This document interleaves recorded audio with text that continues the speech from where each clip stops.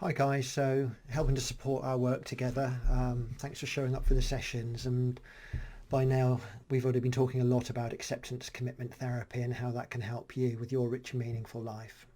And hopefully by now you're starting to journal and you're learning about acceptance, diffusion, contact with the present moment, our values, our committed actions, and how we experience ourselves, our thoughts, our feelings, our history, our memories, and all of this unhooking and creating flexibility. And I'm just hoping that this little bit of theory might be a benefit to you. So if you look towards the centre of what you can see on the screen right now, you'll see the word psychological flexibility. And this is really the core target of us being able to have our own internal experiences, but also being able to trust our direct experiences and then have the flexibility to observe and notice what goes on, and then we can start to move towards our rich and meaningful life. So if we look over to the left, a lot of us are hooked in, especially around addictions of, well, we see the word acceptance. The opposite of that, of course, would be avoidance. So I'm not accepting that, I'm not having that. I'm not going to get sober, I'm not going to get clean, I'll give up drugs, but I won't give up alcohol. I can't do that, I won't do that. And just below that, of course, is the fusion, the actual languaging of the storytelling machine. And they're two areas that we look to target initially. Diffusion with, I'm noticing I'm having the thought that, or maybe acceptance, radical acceptance of his anger, what's the message it's bringing, his fear, his anxiety, thanks for showing up. Over in the middle bit, we've got contact with the present moment. So when we do our exercises of the grounding, throwing out the anchor, putting both feet on the floor, noticing the feeling of the five senses, that's when we mindfully choose to bring our awareness into the present moment. What can you see? What am I seeing? What am I hearing? What am I tasting? What can I touch, feel through the skin? What can I smell? That opening up and being aware, these two core functions, we're just creating wiggle room at the moment. We're just giving us a bit of freedom that we don't go on autopilot.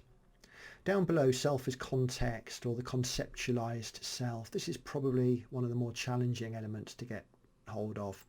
But fundamentally, it's how we describe ourselves. I'm a man, I'm a therapist, I always have wine with my breakfast.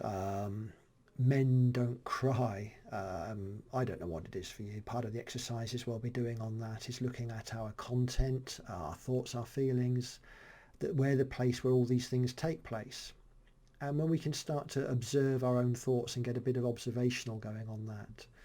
And I'll show you in a moment how we do that. And we've done that on the board in the therapy room. Once we get there, then we can really start to have a look at values. Our values, what we stand for, identity, our purpose, our inner truth, and naming those values. I am in service of being a dad, or I'm in service of my health, or I'm in service of my friends. And once we start to get a sense of value-based living, who and what's important to us, when we've kind of created that wiggle room, and often this is where abstinence really helps, of course, because you can get a decent perspective on things from that space. However, abstinence comes with some consequences. You get to feel all your feelings, fear, anxiety, shame, guilt. But then we do the acceptance and the diffusion, and then we get in the present moment, and then we get to our values, and then it all comes down to committed action. And wherever we come from, it's what we do next. And that's what ACT, acceptance commitment therapy, really invites us to do, is commit our behaviours to our values in the here and the now. Act now. The truth always works, just for today. So just on the board, you'll have seen me put up the matrix every now and again, and it's a simplified version of this. It starts off with targeting the mental, emotional flexibility so that we can get a bit of freedom, rich, meaningful life, get unstuck, move into the kind of life that you want to live. The truth criterion, which is the pragmatic truth, the workability of the pragmatic truth. Is being clean and sober, is being abstinent, is holding down a job, is changing jobs, whatever it might be for you. How do you have anxiety, depression, whatever it might be. We start to bring all that into play with acceptance commitment therapy. On the board, you'll have seen me start here, all behaviours. that as human beings we're always behaving, we're doing stuff. You and I right now are doing stuff. I'm talking to a camera right now, I'm looking at a computer screen right now, I'm doing a lot that you can see me doing. I'm wearing glasses, you can see my hands. And this behaviour is doing one or two things. It's moving me towards or moving me away from something. You watching this video is doing one or two things. It's moving you away from something and it's moving you towards something. And that's really worth getting a bit of observational flexibility to have a look at. You can see me talking to the video. What I need to tell you is that on my inner thoughts, my inner behaviours are full of thoughts and feelings and sensations. Am I doing this right? Am I frowning? Am I the right distance? What's my voice sounding like? Is the microphone picking it up? A lot of anxieties, worries. Part of it's, am I being overheard by my family members in the background? Do they think I'm being silly? I'm attaching stories to it. But what you can see, hopefully, is just a video about acceptance commitment therapy, the Hexaflex and The Matrix, and how we take a perspective to support us in our therapy, which hopefully will be in your long-term best interests.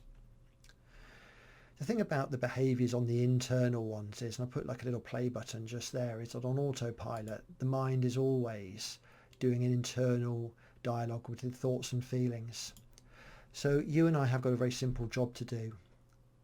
Who and what's important on the right hand side, and any thought or feeling or sensation or memory, anything that shows up, if it moves us towards who and what's important, our friends, family, health, morals, social, purpose, identity, anything, well then let's go with that. Let's have a bit of pragmatic choice. Let's engage with that. Let's fuse with it. Let's use it like a tool.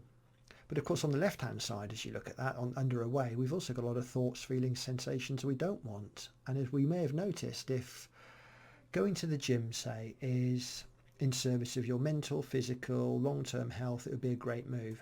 And you've got social anxiety, you're wondering about, your brain will say, well, I can't do that, I'm not very fit, I'll be embarrassed, then you may not end up in the gym if you fuse with the idea of those not wanted thoughts and feelings.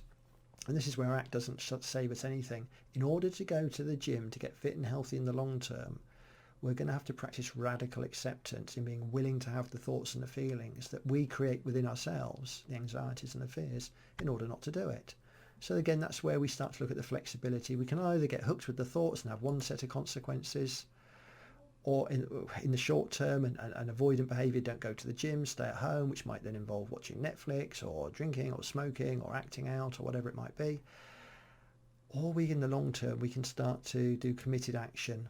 And in the top right hand corner on committed action, you'd see us packing our gym bag, making a commitment to be home at a certain time, leave work at a certain time, because who and what's important to us is our health. So there's just a little bit of background on the Matrix, on the Hexaflex, as we use it at RedChair in acceptance commitment therapy. And there's more, but I don't want to keep these videos too long. And to be blunt, half the time you don't really need to be spending a lot of time on this, unless it helps. But here's a video for you at RedChair, and I'm hoping that if you like this video, if you think it was of use to you, please give it a tick or a like or a subscribe to it or pass it on, because if you encourage others to use it, perhaps they'll use it, perhaps they'll get a richer, meaningful life as well. This kind of change thing is a bit contagious, and as humans we do like to get encouragement, and of course I like ticks because that gives me a motivation to do it again. All the best. Thanks for watching the video. I'm Bill Stevens at RedChair, wishing you a great day just for today.